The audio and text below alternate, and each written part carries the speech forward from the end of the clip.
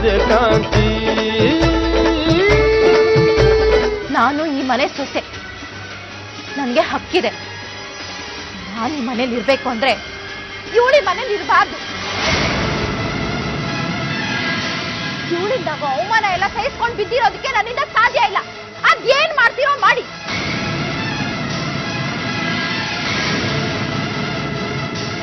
Hello, ನಾನು doctor Somashekar ಮಾತಾಡ್ತೀನಿ. ಸಂತೆಕಟ್ಟೆ ಗೊತ್ತಲ್ಲ, ಅಲ್ಲಿ ಚಂದ್ರೇಗೌಡರ ಮನೆ ಅಂದರೆ ಯಾರು ಬೇಕಾದರೂ ಹೇಳ್ತಾರೆ. ಅರ್ಜೆಂಟಾಗಿ ಒಂದು ಆಂಬುಲೆನ್ಸ್ ಕಳಿಸಿ. ಡಾಕ್ಟ್ರೇ, ಆಂಬುಲೆನ್ಸು ಅಂತ ಇದ್ದೀರಾ, ತುಂಬ ತೊಂದರೆ ಆಗಿದೆಯಾ? ನೋಡಿ ಗೌಡ್ರೆ, ನನಗೆ ರಿಸ್ಕ್ ತಗೊಳ್ಳೋಕ್ಕೆ ಇಷ್ಟ ಇಲ್ಲ, ಅದಕ್ಕೆ ಆಸ್ಪತ್ರೆಗೆ ಕರ್ಕೊಂಡೋಣ ಅಂತ ಹೇಳಿದ್ದು. ಏನಾಗಿದೆ ಅಂತಂದರೆ ಮೈಲ್ಡಾಗಿ ಹಾರ್ಟ್ ಅಟ್ಯಾಕ್ ಆಗಿರೋ ಸೂಚನೆ ಇದೆ. ಗಾಬರಿ ಪಡುವಂಥದ್ದು ಏನಾಗಿಲ್ಲ, ಟ್ರೀಟ್ಮೆಂಟ್ ಕೊಟ್ಟರೆ ಸರಿ ಹೋಗುತ್ತೆ. ಇರೋ ಆಸ್ತಿನೆಲ್ಲ ಅವಳು ಅವಳ ಹೆಸರಿಗೋ ಬರ್ದಿಟ್ಟು ಕೈಯಲ್ಲಿ ಚಿಪ್ಪಿಡ್ಕೊಂಡಿದ್ದೀರಲ್ಲ. ಈಗ ಕೆಲ್ಜಾತಿ ಅವಳನ್ನ ಮನೇಲಿ ಇಟ್ಕೊಳ್ಳೋ ಆಗಿಲ್ಲ, ಹೊರಗಡೆ ಕಳ್ಸೋ ಆಗಿಲ್ಲ. ಎಲ್ಲ ನನ್ನ ಕರ್ಮ. ನಾನೇನಾದ್ರೂ ಹೇಳಿದ್ರೆ ಅದು ನಿಮಗ್ ತಪ್ಪಾಗೋಗುತ್ತೆ. ಅದೆಲ್ಲ ಚಿನ್ನ. ಅಯ್ಯೋ ಹೋಗ್ರಿ.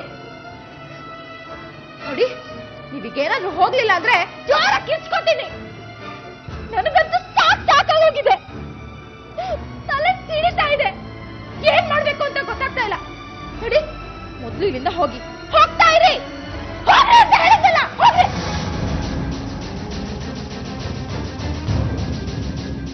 ಇದೆಲ್ಲ ಆಗಿರೋದು ಆ ಕಾಂತಿಯಿಂದ. ಅವಳನ್ನ ಇನ್ನೂ ಮನೆಗೆ ತುಂಬಿಸ್ಕೊಂಡಿಲ್ಲ, ಅಷ್ಟರಲ್ಲಿ ಇಷ್ಟೆಲ್ಲ ಆಗ್ಬಿಟ್ಟಿದೆ. ಇನ್ನೇನಾದ್ರೂ ಅವಳನ್ನ ಮನೆಗೆ ತುಂಬಿಸ್ಕೊಂಡಿದ್ದಿದ್ರೆ ಇಷ್ಟರಲ್ಲಿ ಈ ಮನೆ ಸ್ಮಶಾನ ಆಗ್ತಿತ್ತು. ಅಲ್ಲಮ್ಮ, ಆ ಹುಡುಗಿ ಒಳ್ಳೆ ನಕ್ಷತ್ರದವಳು ಅಂತ ನೀನೇ ತಾನೇ ಹೇಳಿದ್ದು.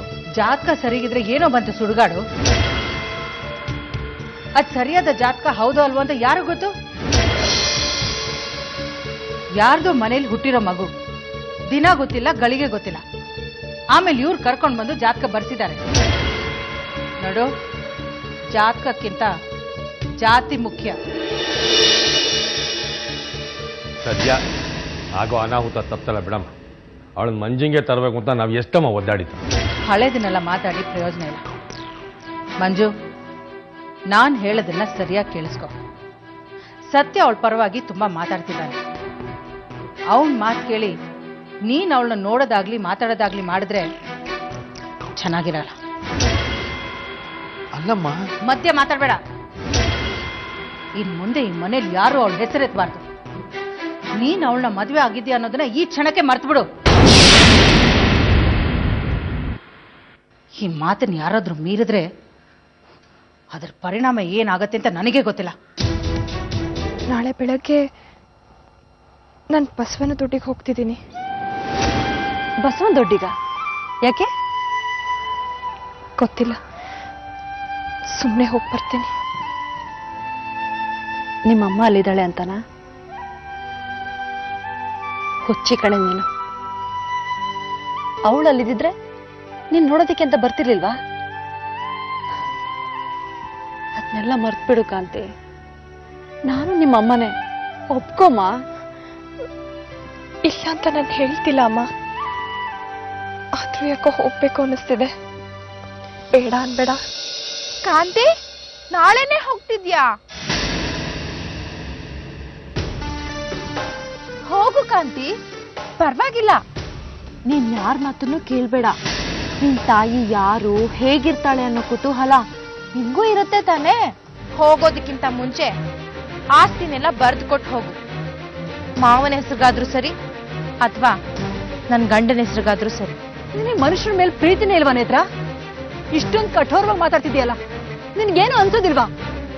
ನೀನು ಒಂದು ಹೆಣ್ಣೇನೆ? ಮೃಗಾನೇ ಅನ್ಕೊಳ್ಳಿ ಅತ್ತೆ.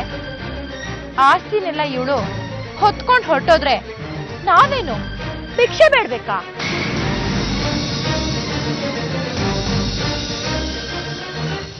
ಆಸ್ತಿನೆಲ್ಲ ಬರ್ದು ಕೊಟ್ಟೆ ಹೋಗ್ಬೇಕು. ನೀನ್ ಹಾಗೆ ಹೋಗೋದಕ್ಕೆ ನಾನ್ ಬಿಡೋದಿಲ್ಲ. ಕಾಂತಿ, ನೀನ್ ಎಲ್ಗೂ ಹೋಗ್ಬೇಕಾಗಿಲ್ಲ, ಯಾರಿಗೂ ಆಸ್ತಿ ಬರ್ದ್ಕೊಡ್ಬೇಕಾಗಿಲ್ಲ, ಯಾರ್ಯಾರಿಗೂ ಆಸ್ತಿ ಕೇಳೋದಕ್ಕೆ ಹಕ್ಕಿಲ್ಲ. ಅರ್ಥ ಆಯ್ತಾ? ನಡಿ ಒಳಗೆ. ಸೂರ್ಯಕಾಂತಿ